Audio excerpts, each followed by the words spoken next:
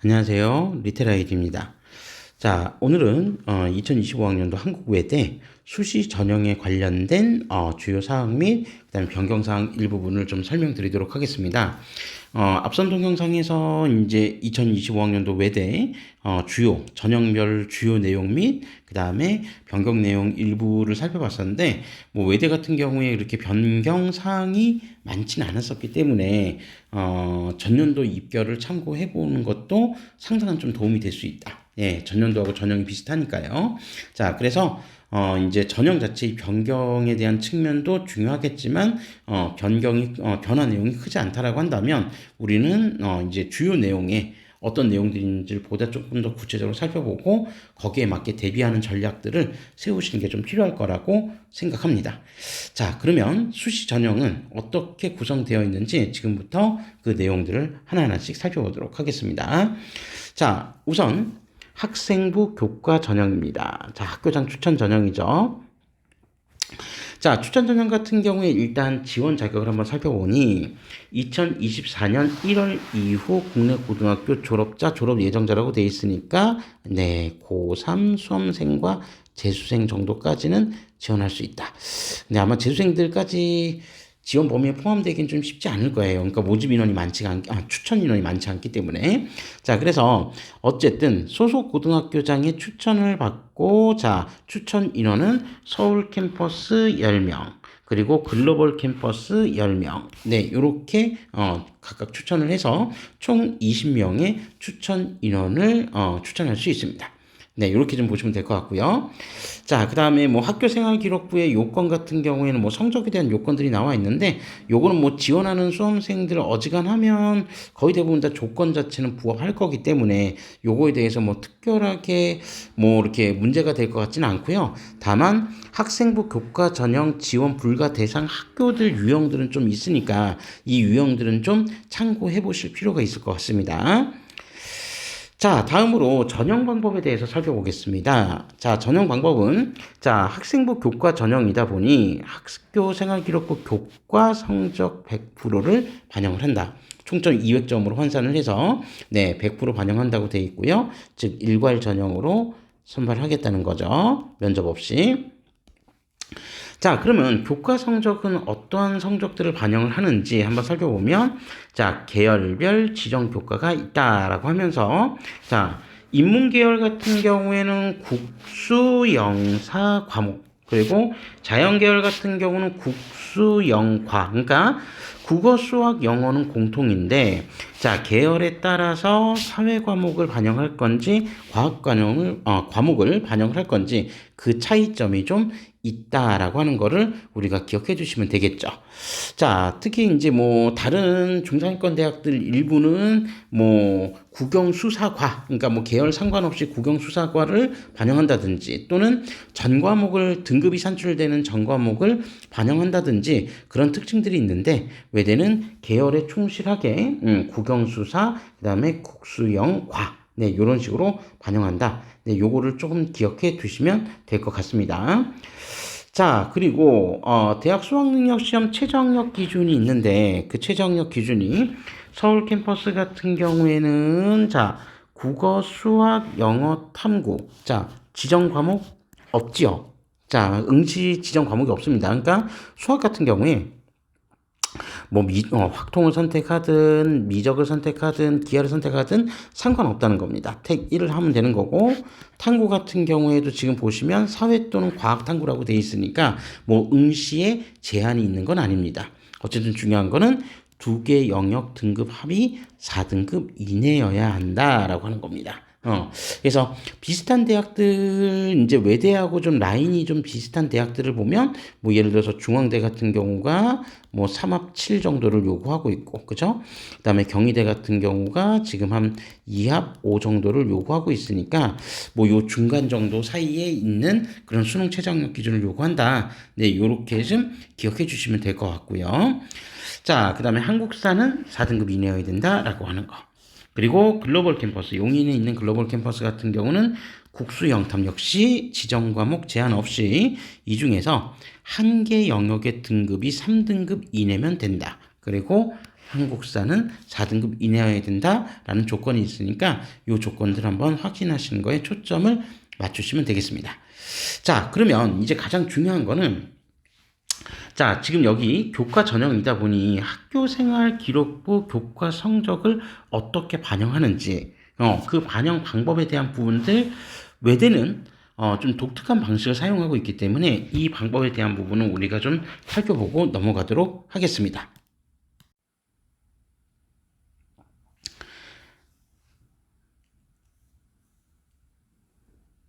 네, 지금 교과 성적 반영 방법 전에, 이게 지금 제가 누름을 잘못 눌러서. 자, 이제 좀 변동사항이 하나 있었는데, 변동사항 하나만 좀 말씀드리고 갈게요.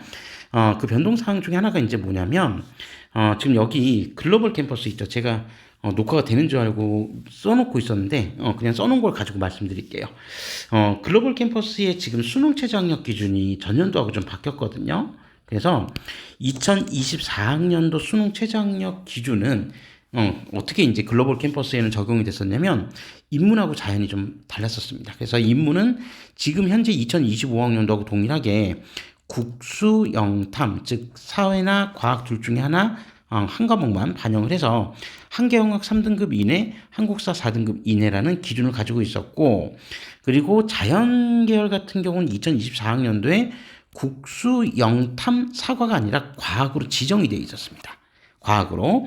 그리고 그렇게 해서 3등급 한계 영역 3등급 이내나 한국사도 좀 달랐거든요. 4등급 이내가 아니라 응시 여부, 그러니까 응시만 하면 되는 거였는데 그 기준이 인문 쪽 기준하고 동일해졌다는 겁니다. 자연계열 기준이. 수능 최저학력 기준이. 자, 그래서 자연계열 지금 수능 최저학력 기준이 인문하고 이제 동일하게 전 모집 단위가 모두 동일하게 탐구 같은 경우 이제 지정 과목 없이 사회나 과탐 둘 중에 하나, 그리고 한국사도 4등급 이내여야 된다. 그러니까 변화된 점이 뭐라고요? 바로 자연계열 같은 경우에 과탐 지정 사라졌고, 한국사 응시 여부만 보는 게 아니라 한국사는 4등급 이내여야 한다. 요 내용을 좀 기억해 주시면 될 것 같습니다. 네, 자, 그러면 지금부터 다시 학교생활 기록부 교과성적 반영 방법을 보다 구체적으로 살펴보도록 하겠습니다. 자, 한국외국어대학교 학교생활기록부 교과성적 반영 방법에 관련된 내용인데요. 자, 어떻게 이제 환산이 되는지, 계산이 되는지 좀 보면, 자, 학생부 교과 학교장 추천 전형에 한해서만 지금 보면 되겠죠. 자, 그래서, 일단 선택 과목 같은 경우에 공통 및 일반 선택 과목이 있고, 그 다음에, 공통 과목 또는 일반 선택 과목, 그 다음에 진로 선택 과목이 있는데, 여기서 이제 중요한 게 이겁니다. 진로 선택 과목부터 좀 간단한 것부터 먼저 해결하고 가죠. 여기 성취도 환산 점수를 계산해요. 성취도 환산 점수. 그러니까 어차피 진로 선택 과목 같은 경우에는 내신 등급이 나오지 않고 A, B, C 성취도만 나오게 되니까 그 성취도 환산 점수, 즉 A 성취도면 1등급 환산 점수로, 그 다음에 B 성취도면 2등급 환산 점수로, 그 다음에 C 같은 경우는 3등급 환산 점수로 계산을 한다. 네, 그렇게 좀 일단 기억해 주시면 될 것 같습니다. 그러니까 뭐 일단 우리가 유리한 위치를 점유하려면 어쨌든 진로 선택 과목은 다 A를 맞는 게 중요하다라고 하는 걸 좀 기억해 주시면 될 것 같고요. 자, 반면에 공통 과목하고 일반 선택 과목 같은 경우는 자, 여기 반영 방법을 좀 유심히 잘 보시면 자, 등급 환산 점수 또는 원점수 환산 점수 중 상위 값을 적용한다고 되어 있습니다. 자, 요거를 좀 예시를 들어가면서 좀 설명을 좀 드릴게요. 자, 예를 들면 자, 어떤 학생부에 자, 국어라는 과목이 있습니다. 자, 이 국어라는 과목이 예를 들어서 이제 뭐 4단이다. 4단인데 이 친구의 이제 그 국어 성적이 자, 예를 들어서 뭐 지금 2학년 뭐 2학기 뭐 그냥 2학년 2학기라고 하는 학기를 설정을 해서 한번 설정을 해보면 이 친구의 국어 같은 경우에 자, 일단 원점수는 예를 들어서 한 93점. 자, 그리고 이 친구의 이제 뭐 성취도는 뭐 예를 들어서 A. 그 다음에 이 친구의 이제 내신 등급은 예를 들어서 3등급. 예를 들어서, 그리고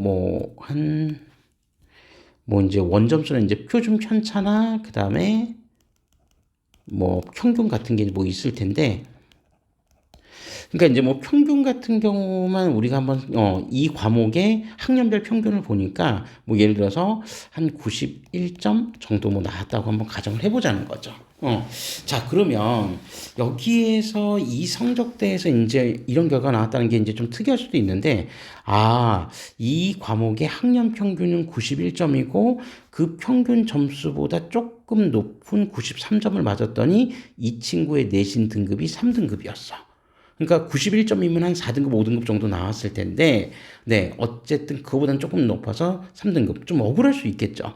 선택 인원도 많지도 않았을 수도 있고, 아니면 정말 우수한 학생들이 너무 많이 몰려 있어서 편차가 너무 작아서 이런 결과가 나올 수도 있습니다. 자, 이렇게 되면 사실 이제 좋은 성적, 즉 93점이라는 좋은 성적을 맞아놓고도 결론적으로 이 친구의 내신 등급은 3등급이기 때문에 교과 전형을 쓰기에 그렇게 유리한 성적이라고 보기는 좀 힘들죠. 보통의 대학을 가정한다면. 그러니까 이 친구 같은 경우에도 예를 들어서 지금 외대, 근데 이 친구 같은 경우가 만약에 외대에 지원을 하게 되면, 자, 예를 들어서 93점이 원점수고 3등급이 등급인데 정상적인 이제 보통의 대학교라고 한다면 이 친구의 내신은 환산 내신은 그냥 3등급으로 해서 계산이 될 거예요. 근데 외대 같은 경우는 외대는 좀 독특하게 원점수 기준으로 해서 내신을 환산하는 방식이 있습니다. 그러니까 예를 들면 우리가 이제 보통 90점 이상이다. 1번. 그러니까 작년 기준으로 갔을 때예요. 원점수가 과목당 90점 이상이면 1등급으로 간주를 해줍니다. 동일하게. 그리고 85점에서 원점수가 85점에서 90점 사이면 2등급으로 간주를 해주고, 자, 그 다음에 예를 들어서 80에서 85점 사이면 또 3등급으로 간주를 해주고, 이런 식으로 이제 하는 좀 독자적인 환산 방식을 가지고 있어요. 자, 그러니까 지금 이 친구 같은 경우에는, 자, 내신은 비록 3등급인데 원점수가 지금 93점이라는 원점수가 나왔으니까 외대 방식으로 선택하면 3등급으로 계산이 되는 게 아니라 여기 90점을 넘겼으니까 1등급으로 계산이 된다는 겁니다. 그러니까 내신 등급이 조금 안 좋아도 원점수가 90점 이상이 넘긴 과목이 다수다라고 한다면 외대식으로 환산하면 환산 내신이 좀 독특하게 나오는 걸 좀 보실 수 있을 거예요. 자, 그래서 외대를 지원을 할 때는 이제 학생부 교과 전형임에도 불구하고 원점수에 대한 부분들이 등급에 대한 어떤 한계점들을 조금 보완해주고 메꿔주는 효과를 가져갈 수도 있다라고 하는 거를 잘 기억해 두시면 될 것 같습니다. 이건 여러분들이 선택하는 게 아니라 외대에 이제 그 성적을 이제 넣게 되면 환산 내신이 자동으로 떠요. 그러니까 학생에게 더 유리한 환산 내신으로. 자, 그렇게 해서 선택이 될 수 있다라고 하는 거를 우리는 좀 참고 삼아 기억해 두시면 되겠다라고 하는 부분을 좀 말씀드릴 수 있습니다. 그래서 요게 이제 다른 대학들과 좀 내신이 반영되는 방법이 좀 다른 부분이니까 그거를 좀 염두에 두시면 될 것 같고요. 자, 그 다음에 교과별 반영 비율을 보면 또 이제 인문 같은 경우에는 자 이제 가중치를 이제 주는 거겠죠. 예를 들어서 국어하고 영어의 비중이 좀 높은 편이고, 그다음에 자연계열 같은 경우에는 아무래도 수학과 과학의 비중이 좀 높은 편이다라고 하는 것들을 살펴보시면 되겠습니다. 그러니까 인문계열 같은 경우는 국, 수, 영, 사만 들어가니까 특히나 이 중에서 국어하고 영어 비중에 영어 등급이든 원점수든 관리가 좀 더 필요하다는 얘기고, 그 다음에 자연계열은 국수, 영, 과가 반영이 되니까 이 중에서도 수학과 과학 성적이 조금 더 성적에 조금 더 신경을 써줘야 된다. 요렇게 좀 기억해 주시면 되겠습니다. 자, 그래서 요런 어떤 가중치까지 계산을 했을 때 교과 성적 산출 방법이 나와 있는데 요거 여러분들이 굳이 다 안 보셔도 되고요. 나중에 성적 다 끝났을 때 외대식으로 환산을 해보면 환산 내신이 자신이 생각했던 것보다 더 높게 나오는 그런 경우들을 상당히 많이 볼 수도 있을 겁니다. 네, 그런 부분들 참고해서 지원 전략을 수립해 보시면 되겠죠. 자, 다음으로 학생부 종합 전형에 대해서 살펴보도록 하겠습니다. 자, 학생부 종합 전형. 자, 우선 면접형인데, 자, 면접형은 이름에서도 보시는 것처럼, 자, 전형 방법이 단계별 전형을 실시를 합니다. 단계별 전형. 그래서 1단계, 2단계 이런 식으로. 그래서 1단계는 자, 학생부 제출된 서류 평가니까 학생부 100%를 이제 평가를 하고, 자, 지원자의 3배수를 선발을 합니다. 그래서 선발된 3배수를 대상으로 2단계, 즉 서류 50과 면접 50으로 합산을 해서 최종 합격자를 선발하게 되는데, 뭐 단계별 전형에서 면접을 시행하는 대학 치고는 사실 면접의 비중이 50%나 들어간다는 것은 면접 비중이 대단히 높다라고 생각할 수 있습니다. 면접 비중이 대단히 높은 전형이다. 그래서 외대 면접형 전형을 준비하는 수험생들은 아무래도 이제 이 면접에 대해서 철저하게 대비를 해야 되고, 이 말을 이제 좀 다르게 이제 좀 바꿔보면 내신 성적이나 이런 부분에서 조금 다른 대학을 지원하는 데 있어서 조금 한계가 있다 손 치더라도 1단계만 통과를 하면 면접에서도 뒤집을 수 있는 가능성은 어느 정도 있다. 네, 요렇게도 해석을 해 보실 수 있는 부분이니까 면접과 관련된 부분들 1단계 통과하시면은 꼭 준비 잘 하셔서 최종 합격까지 한번 노려보셔야 된다. 이렇게 좀 말씀드릴 수 있고요. 자, 그리고 면접 같은 경우는 일단 제시문 면접이 아니라 서류 기반 면접입니다. 그래서 제출된 생기부를 기반으로 해서 면접이 보통 진행이 된다. 이렇게 좀 기억해 주시면 될 것 같고요. 그리고 최장력, 수능 최장력 기준은 없습니다. 외대는 학생부 종합전형 모든 전형에 수능 최장력 기준이 없다. 요것 좀 기억해 주시면 될 것 같고, 자, 그 다음에 소프트웨어 인재 전형입니다. 자, 소프트웨어 인재 전형 같은 경우에는 이제 컴퓨터, 정보통신공학이나 뭐 컴퓨터 관련된 학과, 즉 글로벌 캠퍼스에 개설되어 있는 그 학과들에서만 이제 모집을 하는 전형인데, 어쨌든 이 소프트웨어 인재 전형 같은 경우에 자, 전형 방법 우리가 조금 주목해서 보셔야 될 게 전년도하고 좀 바뀌었다고 말씀드렸습니다. 그래서 자, 일단 2025학년도에는 서류평가 100%로 즉 일괄 전형으로 모집을 한다. 수능 최장력 기준 없고요. 자, 그리고 학교폭력 조치 사항이 기재된 경우 평가에 반영할 수 있다. 이건 앞서서도 있었는데 제가 안 읽어드렸네요. 자, 그럼 중요한 거는 2024학년도에는 어땠었냐? 2024학년도에는 1단계, 2단계 단계별 전형으로 갔었습니다. 그러니까 뭐 우리 앞서 방금 보셨던 면접형 전형과 동일하게 자, 서류 50%, 그다음에 면접 50%. 그래서 면접의 비중이 상당히 좀 높았었던 그런 전형이었는데, 여기서 이제 면접을 이제 올해 폐지를 했다. 이렇게 해서 우리가 살펴보시면 되겠습니다. 그러니까 중요한 거는 이제 서류 자체에 대한 면접의 서류의 부족함을 면접으로 극복할 수는 없기 때문에, 특히 이렇게 전형이 변경이 됐을 때는 전년도 입결과 그리고 경쟁률과는 사뭇 다를 수 있다. 상이할 수 있다. 그러니까 면접이 없었을 때보다는 면접이 있었을 때가 보통 입결이 조금 더 낮게 나오는 경향이 있잖아요. 그죠? 그러니까 그런 부분에서는 올해는 조금 더 입결이 높아질 수도 있다. 이렇게 예측해 볼 수도 있을 것 같습니다.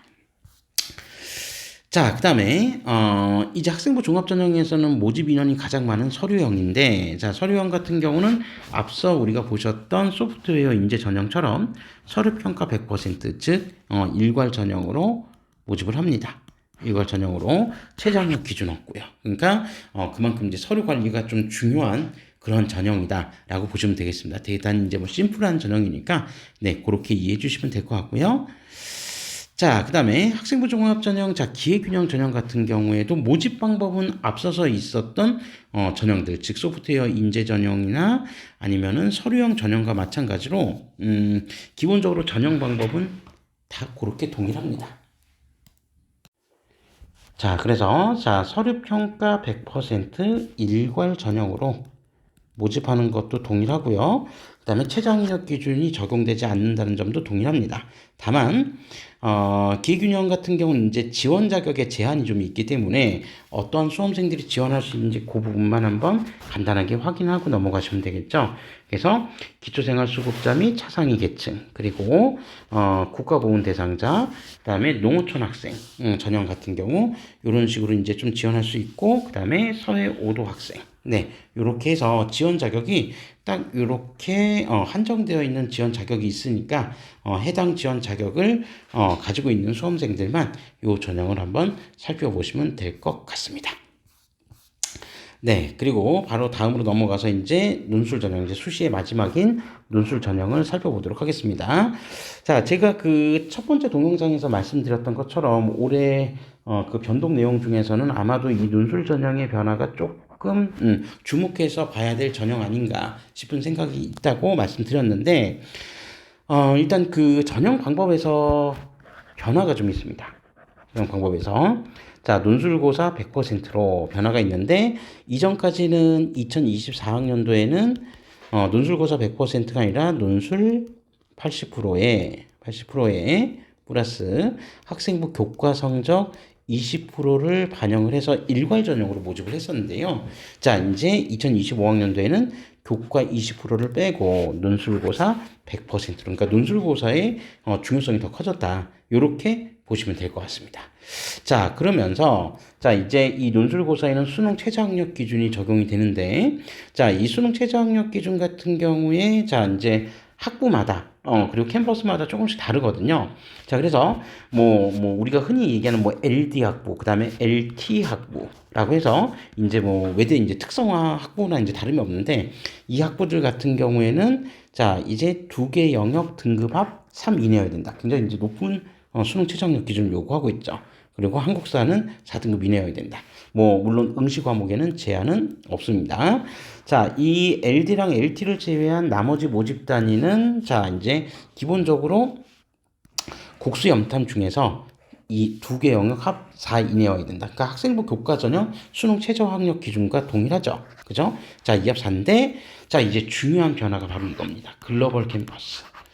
그러니까 글로벌 캠퍼스 같은 경우는 전년도에는 수능 최저가 없었거든요. 그러니까 여기 전년도에는 그 수능 최저